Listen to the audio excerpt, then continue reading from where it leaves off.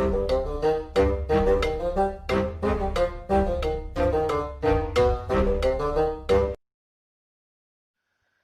बच्चा लोग, क्या हाल चाल। आज हम लेके आए हैं क्लास 12 फिजिक्स का चैप्टर नंबर फर्स्ट का सेकंड लेक्चर। ठीक है। आज हम लोग बेटा डिस्कस करेंगे कूलम्स लॉ के बारे में और उसके वेक्टर फॉर्म्स के बारे में। ओके, तो चलो देखते हैं।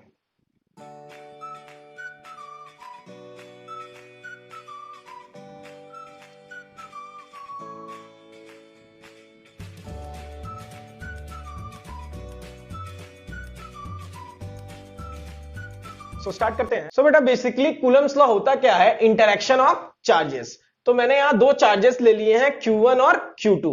या तो आप दोनों पॉजिटिव ले सकते हो या दोनों नेगेटिव ले सकते हो या एक पॉजिटिव या एक नेगेटिव ले सकते हो। वही पुराना छोटे क्लास में, like charges repel each other, unlike charges attract each other. ठीक है, तो उससे हमें ज्यादा मतलब नहीं है। फिलहाल हमने एक चार्ज लिया है Q1 और एक चार्ज लिया है Q2। एक चीज याद रखना, हमेशा जो चार्ज लोगे वो पॉइंट चार्ज लेना है, मतलब बहुत छोटा। ठीक है, जैसे फॉर एग्जांपल हम लोग ग्रेविटेशनल में लेते थे अर्थ और सन के बीच में दूरी। ठीक है, तो जैसे अब मान लो मैं एरोप्लेन से नीचे की तरफ देख रहा हूं। ठीक है, एरोप्लेन में बैठ के आप नीचे की तरफ देख रहे हो तो आपको बहुत छोटी छोटी चीजें दिखाई देगी। मतलब हमेशा हमको क्या लेना है? पॉइंट चार्ज लेना है। जैसे ग्रेविटेशनल फोर्स में हम लोग पॉइंट मास लेते थे। ठीक है, तो यहां Q1 Q2 जो दोनों है वो क्या है? पॉइंट चार्ज है। और इन दोनों के बीच में जो सेपरेशन है बेटा वो क्या है? R। लेकिन एक बात हमेशा याद रखना, इन दोनों के बीच में जो फोर्स लगेगा वो हमेशा एक्ट करेगा line joining the centre of both the charges. ठीक है, here force acts along the line joining the centre of two charges. मैंने इसीलिए यहां पे मेंशन भी कर दिया है और नोट में आपको दे भी दिया है कि point charges should be there. ठीक है, तो F is directly proportional to product of two charges Q1 and Q2 according to Coulomb's law, and F is inversely proportional to 1 upon R square। इसी को बेटा हम लोग इनवर्स स्क्वायर लॉ भी कहते हैं, इनवर्स स्क्वायर लॉ। ठीक है, तो अब बेसिकली इन दोनों को अगर हम ऐड करके दिखें तो देखो, force is directly proportional to Q1 Q2 by R square. जब प्रोपोर्शनलिटी का साइन हटेगा तो हमको एक K कांस्टेंट मिलेगा, so F will be equal to K Q1 Q2 by R square. अब ये K क्या है? तो K को बेटा बोलते हैं परमिटिविटी। ठीक है, यहां पे SI सिस्टम हमने दे रखा है तुमको एयर और मीडियम दोनों के लिए। तो एयर के लिए K की वैल्यू होती है 1/4 पाई एप्सिलॉन नॉट, इसको पाई एप्सिलॉन नॉट पढ़ते हैं। ठीक है, जो कि होता है 9 इंटू 10 पे पावर 9 न्यूटन मीटर स्क्वायर पर कूलम स्क्वायर। ठीक है, और अगर मीडियम की बात करोगे तो K will be equal to 1/4 pi epsilon naught और एप्सिलॉन R। अब यहां पे एप्सिलॉन नॉट और एप्सिलॉन R क्या है? तो देखो बेटा, जो एप्सिलॉन नॉट है उसको हम लोग बोलते हैं एब्सोल्यूट परमिटिविटी, परमिटिविटी। ओके, और जो एप्सिलॉन R है इसको हम लोग बोलते हैं रिलेटिव परमिटिविटी, रिलेटिव परमिटिविटी। ठीक है, तो हमेशा याद रखना एप्सिलॉन नॉट एब्सोल्यूट परमिटिविटी और एप्सिलॉन R रिलेटिव परमिटिविटी। ठीक है, तो हमको हमारे पास एक एक्सप्रेशन होता है epsilon is equal to epsilon into epsilon R। ठीक है, और CGS सिस्टम में हम K की वैल्यू क्या ले लेते हैं? 1 ले लेते हैं। ठीक है, सो बेसिकली हमको फोर्स का फॉर्मूला क्या मिल गया? जो फोर्स का एक्सप्रेशन मिला, अगर K की जगह पे हम 1/4 पाई एप्सिलॉन नॉट पुट कर देते हैं तो 1/4 pi epsilon naught Q1 Q2 by R square. यही है बेटा कूलम्स लॉ। इसी फॉर्मूले का यूज हम लोग न्यूमेरिकल्स में करेंगे। ठीक है, अब नेक्स्ट हम लोग देखते हैं कि 1 कूलम को हम कैसे प्रूव कर सकते हैं। तो पॉज करके नोट कर लो। हो गया? चलो अब देखते हैं कि 1 कूलम को कैसे प्रूव कर सकते हैं।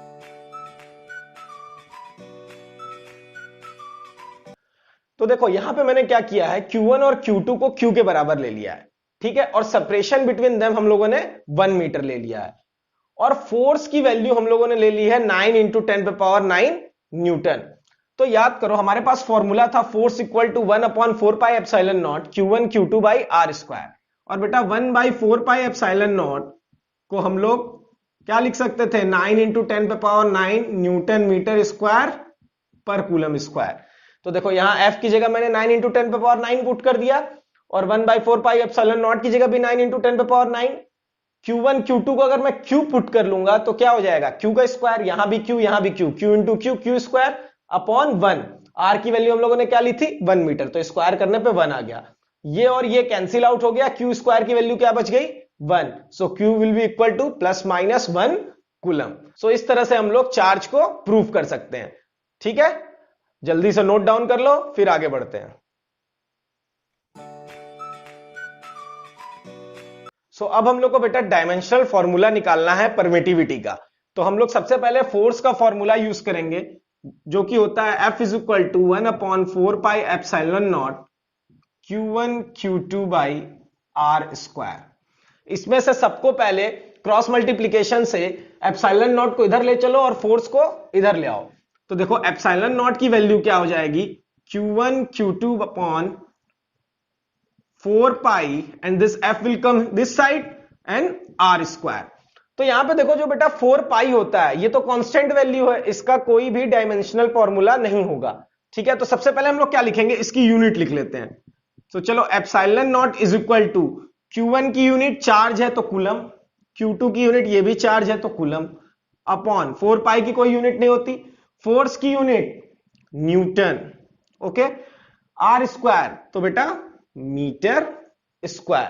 तो ये हमारी यूनिट मिल गई सी से हम कूलम को डिनोट कर रहे हैं, एन से न्यूटन और यहां पे मीटर स्क्वायर। अब ध्यान से देखो हम लोगों ने एक फॉर्मूला पढ़ा था Q is equal to I T, Q is equal to I T. तो अगर मुझे अब इसका डायमेंशनल फॉर्मूला लिखना हो तो ये Q क्या है, चार्ज ही है, चार्ज का C मैंने लिख रखा है। तो डायमेंशनल फॉर्मूला अगर हमको लिखना होगा तो C की जगह पे बेटा हम लोग क्या लिख सकते हैं अब, आई टी। तो आई टी का डायमेंशनल फॉर्मूला क्या होता है, I का A और T का T। इसी तरह 2 बार होगा क्योंकि 2 बार C है, ठीक है, अपॉन न्यूटन। न्यूटन का याद कर लो, न्यूटन का क्या होता है, MLT-2। ठीक है, फोर्स का ये होता है, अगर तुमको नहीं याद है तो तुम क्या कर सकते हो, force equal to mass into acceleration कर लो।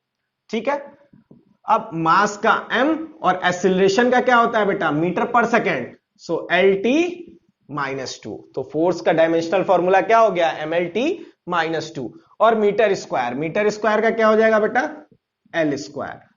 तो ओवरऑल हम इसको सॉल्व करेंगे तो हमको मिल जाएगा m-1 L-3 T4 and A2। ये हो गया हमारा परमिटिविटी का डायमेंशनल फॉर्मूला।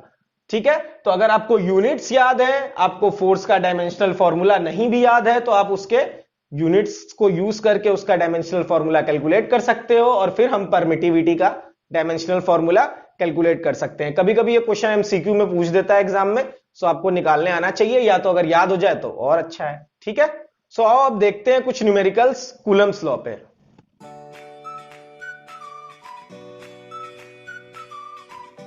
देखो बेटा कूलम्स लॉ पे हमारे पास ये क्वेश्चन है, if the distance between two equal point charges is half and their individual charges are double, what will happen to the force between them.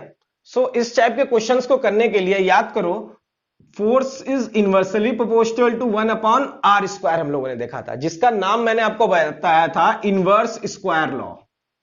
Okay, inverse square law. तो एक graph बना के हम देख लेते हैं, फोर्स और सेपरेशन के बीच में एक ग्राफ बना लो। एक फोर्स यहां पे हो गया मान लो आर, ये सेपरेशन, ठीक है, तो कुछ ऐसा ग्राफ बनेगा।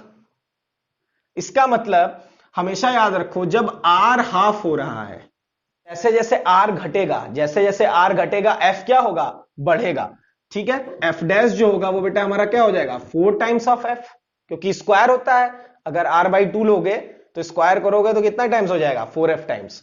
इसी तरह अगर r को डबल कर लेते हो, ठीक है, अगर r डबल हो जाएगा, r जैसे जैसे बढ़ेगा फोर्स क्या होगा, कम लगेगा।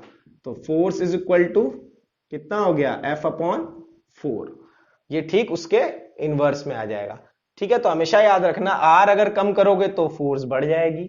ठीक है, 4 टाइम्स f हो जाएगा, और r अगर बढ़ा रहे हो तो फोर्स क्या हो जाएगी, कम हो जाएगी। ठीक है, तो इसके यूज से, इनवर्स स्क्वायर लॉ के यूज से हम लोग क्या करेंगे, इस क्वेश्चन को सॉल्व करेंगे। ठीक है, तो देखो कैसे सॉल्व होगा। हमारे पास फोर्स का फॉर्मूला होता है बेटा 1/4πε0 Q1 Q2 by R square.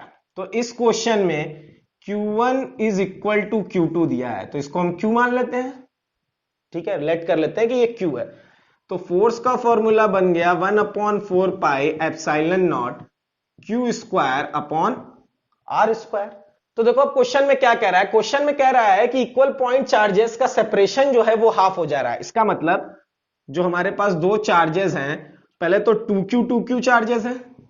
ठीक है, क्योंकि देखो चार्ज को क्या किया है, डबल किया है। पहले हम लोग क्या लेते थे, सिर्फ Q लेते थे, लेकिन इस क्वेश्चन में बोल रहा है कि चार्ज डबल हो गए और सेपरेशन को क्या किया है, आधा कर दिया है, R/2 हाफ कर दिया है। तो इससे अब हम एक फोर्स निकाल लेंगे जिसका नाम दे देंगे F डैश। ओके, सो 1/4πε0 2Q इंटू 2Q हो गया तुम्हारा 4Q स्क्वायर, और R/2 का स्क्वायर करोगे तो R स्क्वायर बाई 4। ये 4 ऊपर चला जाएगा तो क्या हो जाएगा बेटा 16। 4 इंटू 4, 16 को बाहर निकाल लिया मैंने। 1/4πε0 Q square upon R square. अब देखो ये F जो है वो एकदम सेम यही आ रहा है। ठीक है, सो हम F dash is equal to 16F लिख सकते हैं। इसका मतलब इस क्वेश्चन में जो फोर्स लगेगा वो 16 टाइम्स कूलम्स लॉ के फोर्स के बराबर होगा। ठीक है, सो इस टाइप के क्वेश्चंस को सॉल्व करने के लिए हमको इनवर्स स्क्वायर लॉ का यूज करना पड़ेगा। देखो हम क्या किए हैं, यहां पे R हाफ हुआ है और 4 टाइम्स F हो गया है। ठीक है, यहां पे R क्या हुआ है, हाफ हुआ है। ठीक है, तो 4 टाइम्स, अब यहां पे 16 क्यों आंसर आ रहा है, क्योंकि 2Q यूज किए हैं। तो इन दोनों का जो 2 इंटू 2 4 था, इंटू 4 16 हो गया टोटल। ठीक है, तो हमेशा याद रखना R जब कम होगा फोर्स बढ़ेगा, R जब ज्यादा होगा फोर्स कम होगा। ठीक है, तो एक और क्वेश्चन करके देखते हैं, ज्यादा क्लियर होगा। सो पॉज करके नोट कर लो। नोट कर लिया, अब नेक्स्ट क्वेश्चन पे चलते हैं। सो यहां पे हमारे पास क्वेश्चन है, if distance between two charges is doubled and their individual charges are also doubled, what would happen to force between them. ठीक है, इस बार देखो क्या किया है, इस बार दोनों चार्जेस को डबल कर दिया है। इट मींस हम इसको भी 2Q लेंगे और इसको भी 2Q लेंगे, और जो सेपरेशन है बेटा उसको भी डबल कर दिया है, मतलब 2R। सो बेसिकली हमारा पहले फॉर्मूला क्या हुआ करता था, F is equal to 1/4πε0 Q square upon R square होता था। ठीक है, अगर दोनों हम सेम चार्जेस लें। यहां पे अगर हम F डैश निकालते हैं इस फॉर्मूले से तो हमको क्या मिल जाएगा, 1/4πε0 2Q into 2Q upon 2R का whole square. So F dash will be equal to 1/4πε0। Okay, अब ये 2 इंटू 2 4 Q स्क्वायर, और नीचे भी देखो 4 R स्क्वायर आएगा। ठीक है, 4 से 4 कैंसिल हो गया, so F dash will be also equal to 4πε0 Q square upon R square. अब देखो ये भी सेम, ये भी सेम, इसका मतलब इस केस में दोनों फोर्स क्या है, सेम है। तो अगर हम चार्ज को भी डबल करते हैं और सेपरेशन को भी डबल करते हैं तो फोर्स क्या आएगा, हमेशा सेम आएगा। ठीक है, पॉज करके नोट कर लो, इसके बाद हम लोग कूलम्स लॉ का वेक्टर फॉर्म देखेंगे। नोट कर लिया, अब चलते हैं कूलम्स लॉ के वेक्टर फॉर्म पे।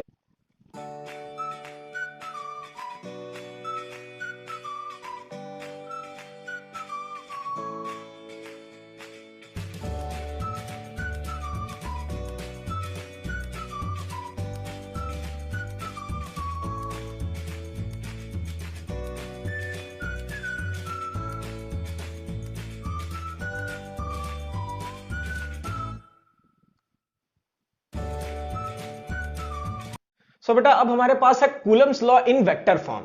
ठीक है, तो सबसे पहले डायग्राम को समझ लेते हैं। देखो मैंने एक्स वाई और जेड प्लेन बनाए हैं। ठीक है, उसमें एक्स और वाई प्लेन में मैंने दो चार्जेस दिए हैं Q1 और Q2। ठीक है, अब इन Q1 और Q2 की जो पोजीशन होती है उसको बताने के लिए मैंने ओरिजिन से एक R1 वेक्टर लिया है और एक R2 वेक्टर लिया है। तो इस वेक्टर को हम लोग कहते हैं बेटा पोजीशन वेक्टर। ठीक है, पोजीशन वेक्टर। तो ये Q1 और Q2 हो गए हमारे। मान लो ये सिस्टम 1 है और ये सिस्टम 2 है। ठीक है, ये चार्ज 1 हो गया, चार्ज 2 हो गया। चार्ज 1 Q1 है, चार्ज 2 Q2 है। तो ये दोनों सेम भी हो सकते हैं, मतलब दोनों पॉजिटिव भी हो सकते हैं और दोनों नेगेटिव भी हो सकते हैं, या एक पॉजिटिव या एक नेगेटिव भी हो सकता है, आप कुछ भी लेके कर सकते हो।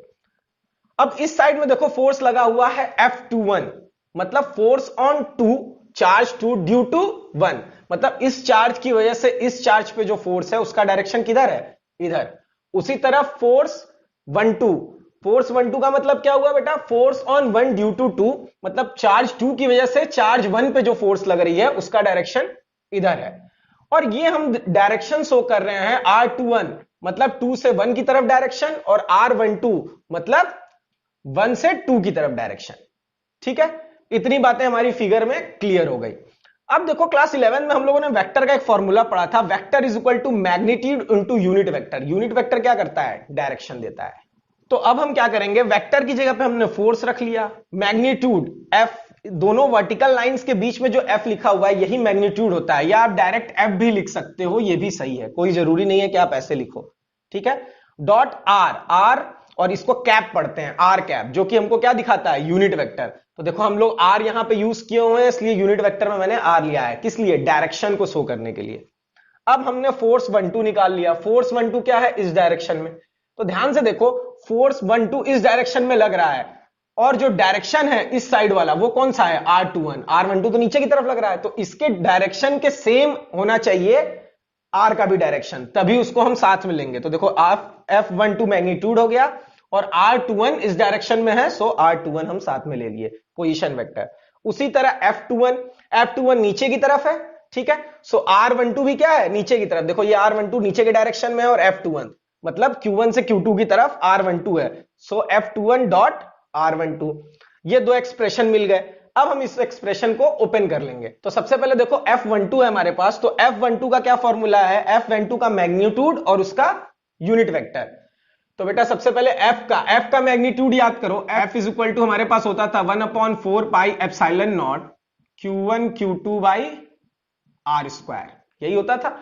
तो 1/4 पाई एप्सिलॉन नॉट को मैंने K ले लिया है, ठीक है, नहीं तो एक्सप्रेशन बहुत बड़ा हो जाएगा। याद कर लो कि K की वैल्यू क्या है, 1/4 pi epsilon not. Okay, so K ले लिया, और Q1 Q2, अब पोजीशन वेक्टर R की जगह पे देखो हम लोग क्या ले रहे हैं, R21 ले रहे हैं। यहां पे देखो R21 ले रहे हैं, तो हम पूरा डायरेक्शन जो लेंगे वो क्या ले लेंगे, R21। सो R21 का स्क्वायर, और देखो मैग्नीट्यूड है, ठीक है, वेक्टर का मैग्नीट्यूड है, और R कैप 21 मतलब उसका यूनिट वेक्टर।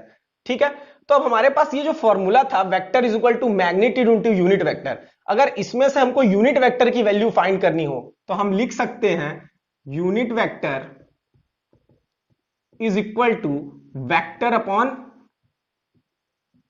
मैग्नीट्यूड।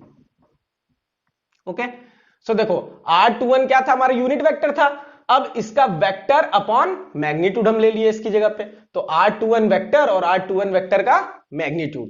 अब देखो यहां पे R21 सेम है, तो ये स्क्वायर था और ये सिंगल, तो अब कितना हो जाएगा, whole cube. So K Q1 Q2 upon R21 whole cube, और ये R21 का वेक्टर बचा रह गया। हमको फोर्स 1 2 का एक एक्सप्रेशन मिल गया वेक्टर फॉर्म में। ठीक है, अगर इसी को मान लो हम R21 और R12 is equal to R ले लें, ठीक है, मतलब इसकी जगह पे अगर हम R ले लें तो यहां पे हम R स्क्वायर लिख सकते हैं, ठीक है, और R21 का vector as it is unit vector के फॉर्म में छोड़ देंगे। तो ये भी एक फॉर्मूला यूज कर सकते हो, ये भी एक फॉर्मूला यूज कर सकते हो। उसी तरह F21 पे आते हैं, देखो F21 पे F21 डॉट R कैप 12, ठीक है, तो F21 का सबसे पहले तो मैग्नीट्यूड लिख लेते हैं, तो K Q1 Q2 upon R12 का होल स्क्वायर इस फॉर्मूले के हिसाब से, ठीक है, और R12 का यूनिट वेक्टर। फिर अगेन हम सेम फॉर्मूला लगाएंगे, unit vector is equal to vector upon magnitude. So magnitude क्या है बेटा, R12 vector upon R12 magnitude. Okay, अब देखो यहां पे R12 और ये स्क्वायर में है, तो दोनों मल्टीप्लाई होगा तो क्या दे देगा, क्यूब, और ये R12 वेक्टर ऐसे ही बच जाएगा। Now F21 is equal to Q1 Q2 by R square. देखो यहां पे मैंने R21 और R12 दोनों को R भी लिया था, तो अगर हम यहां पे R रख देंगे बेटा तो ये क्या हो जाएगा, R स्क्वायर, और R12 वेक्टर हम यूनिट वेक्टर के टर्म्स में वैसे ही छोड़ देंगे। तो हम ये दोनों फॉर्मूला भी यूज कर सकते हैं और ये दोनों फॉर्मूला भी यूज कर सकते हैं, बस ये डायरेक्शन के साथ में है, ठीक है, और वेक्टर के फॉर्म में है, और वो यूनिट वेक्टर के फॉर्म में है। ठीक है, अब देखो अगर R21 को हम माइनस R12 लें, क्यों ले रहे हैं, देखो R12 का डायरेक्शन इधर है, R21 का डायरेक्शन इधर है, दोनों का डायरेक्शन अपोजिट में है, सो R21 को माइनस R12 ले सकते हैं। ठीक है, अब यहां पे देखो R21 यहां है, ठीक है, यहां पे अगर मैं माइनस R12 रख दूं, माइनस R12 रख दूं और तो माइनस बाहर कॉमन आ जाएगा और यहां R12 हो जाएगा, सेम यही एक्सप्रेशन आ जाएगा सिर्फ माइनस साइन के साथ। सो हम कह सकते हैं F12 is equal to minus of F21। ठीक है, तो ये हमारा बेटा पूरा था Coulomb's law in vector form. बहुत आसान है, अगर आपको फिगर बनाने आता है और एक्सप्रेशन को ओपन करने आता है तो बहुत इजीली आप कर सकते हो। ठीक है, पॉज करके नोट कर लो, फिर आगे बढ़ते हैं। हो गया। अब हम लोग नेक्स्ट आगे देखेंगे बेटा डिफरेंस और सिमिलैरिटी देखेंगे इलेक्ट्रोस्टैटिक फोर्स और ग्रेविटेशनल फोर्स के बीच में। तो अब हम लोग इलेक्ट्रोस्टैटिक फोर्स और ग्रेविटेशनल फोर्स का डिफरेंस और सिमिलैरिटी देखेंगे। तो देखो हम लोगों को इलेक्ट्रोस्टैटिक फोर्स का फॉर्मूला क्या मिला है, Fe is equal to 1/4 pi epsilon naught Q1 Q2 by R square. हम चाहें तो यहां पे K रख सकते हैं, तो K Q1 Q2 by R square हो जाएगा। ठीक है, इसी तरह हम लोगों को क्लास 11 में ग्रेविटेशनल फोर्स पढ़ा था, उसका फॉर्मूला हम लोग को मिला था बेटा Gm1 M2 by R square. ठीक है, तो इन दोनों की सिमिलैरिटी की बात करोगे तो सबसे पहले नंबर पे देखो दोनों होल्ड कर रहे हैं, holds on inverse square law, inverse square law. देखो दोनों का फोर्स जो है वो इनवर्सली प्रोपोर्शनल है आर स्क्वायर के। ठीक है, इसके नीचे भी आर स्क्वायर, इसके नीचे भी आर स्क्वायर। ठीक है, तो सिमिलैरिटी है बेटा दोनों के जो फोर्स हैं वो एक्ट करते हैं लाइन ज्वाइनिंग द सेंटर। ठीक है, तो हम लिख सकते हैं acts on the line joining the centre. ठीक है, चाहे वो इलेक्ट्रोस्टैटिक फोर्स हो चाहे वो ग्रेविटेशनल फोर्स हो। इसी तरह डिफरेंसेस की बात करोगे, ठीक है, तो डिफरेंस में सबसे पहले तो इलेक्ट्रोस्टैटिक फोर्स जो है वो रिपल्सिव भी होता है और अट्रैक्टिव भी होता है। ठीक है, दोनों सेम नेगेटिव या सेम पॉजिटिव चार्ज मिल जाएंगे तो रिपल्सिव हो जाएगा, और एक पॉजिटिव एक नेगेटिव रहेगा तो अट्रैक्टिव हो जाएगा। बट ग्रेविटेशनल फोर्स जो होता है बेटा वो ऑलवेज अट्रैक्टिव होगा, हमेशा अट्रैक्टिव। ठीक है, ये क्लियर है। अब जो ग्रेविटेशनल फोर्स है वो किस पे डिपेंड करता है, इंडिपेंडेंट ऑफ मीडियम है, मीडियम पे डिपेंड नहीं करता है। क्यों? क्योंकि इसमें देखो जी है, जी क्या है, यूनिवर्सल ग्रेविटेशनल कांस्टेंट, वो कभी चेंज नहीं हो सकता, जो फिक्स्ड है वही फिक्स्ड है, इसलिए इंडिपेंडेंट ऑफ मीडियम है। बट इलेक्ट्रोस्टैटिक फोर्स क्या है, डिपेंड करता है मीडियम पे, डिपेंड्स ऑन मीडियम। ठीक है, एयर में इसका अलग वैल्यू है, कोई पर्टिकुलर मीडियम में इसकी अलग वैल्यू, के की वैल्यू चेंज हो सकती है।